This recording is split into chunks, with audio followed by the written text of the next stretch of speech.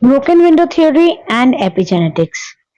Why environments shape your child's brain and future. Broken window theory and epigenetics. Why environments shape your child's brain and future.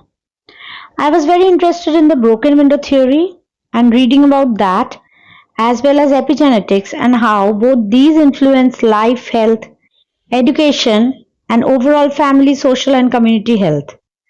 I'm enrolled in a course with Ronnie and Diana, the Rondi collaboration, and they had inspired me to start thinking outside the box and create content systems, not just one time blog post podcasts. So get ready for some very interesting topics discussed every Monday this March. Hi, I'm Dr. Amrita, and you're listening to the Healthwealthbridge podcast. The course comes at a time of great personal upheaval, which included a 21-day preponement of my daughter's annual exams. That's the reason March and the beginning of spring is a good time to dust the mind of cobwebs and start new beginnings. In epigenetics, the environment is the key, which determines whether the locked gene will express a trait. Control the environment, the key, and Pandora's box stays closed. Because for some problems, primordial prevention and primary prevention are the best management. While AI helps in my research, I try to analyze, correlate, and find ways to make these potentially academic topics free from jargon.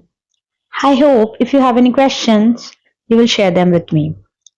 The broken window theory is a concept in criminology that explains how visible signs of disorder and neglect in an environment can encourage more serious crime.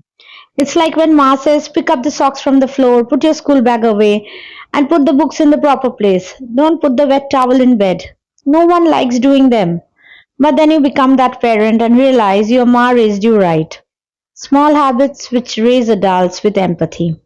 Correct them young, clean up early rather than later. A stitch in time saves nine. Origin of the broken window theory. This theory was introduced in 1982 by social scientists James Q. Wilson and George L. Kelling in an article in The Atlantic. You will find them in the description of the podcast. Core idea. The theory states that small signs of disorder signal that nobody is maintaining control, which can lead to escalating crime. Example progression. A broken window in a building is left unprepared. A broken window in a building is left unrepaired. More windows get broken, graffiti appears, vandalism and petty crime increases. Eventually, serious crime may follow. So the theory argues that maintaining order prevents bigger crime. Simple real-life examples. Graffiti, litter, broken streetlights signal neglect. Crime increases. In public transport, fare evasion tolerated, people begin ignoring other rules, disorder rises. In schools, when minor rules are violated repeatedly, bullying or serious misconduct grows. The theory strongly influenced policing strategies in the 1990s, especially in New York under Mayor Rudy Giuliani and Police Commissioner William Bratton. Police focused on small offenses like graffiti, subway fare evasion, and public drinking. The idea was that controlling small disorders prevents serious crime. Many criminologists argue crime decline may have been due to economic change or demographics, not policing. It sometimes led to over-policing of minor offences. It disproportionately affected poor or minority community. Unfortunately, in most places, it's not over-policing that's the problem. The current situation of New York and England are examples of how perfect places can fall apart without adequate understanding of the broken window theory. In modern use, today the concept is applied beyond crime.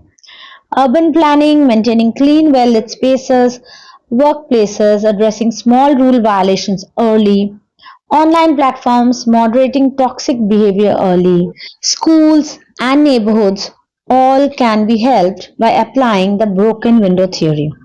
One line summary. Broken window theory shows small signs of disorder, if ignored, can lead to large social breakdown and crime.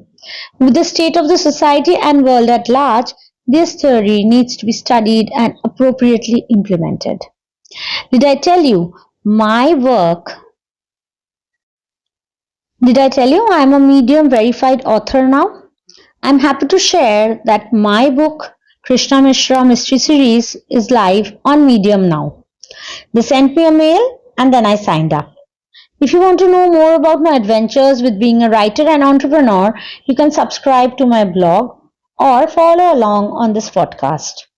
Check out my Amazon author page for more details about the books I have published. Clean up early rather than later. A stitch in time saves nine. Origin of the broken window theory. This theory was introduced in 1982 by social scientists James Q. Wilson and George L. Kelling in an article in The Atlantic. You will find them in the description of the podcast. Core idea: the theory states that small signs of disorder signal that nobody is maintaining control, which can lead to escalating crime.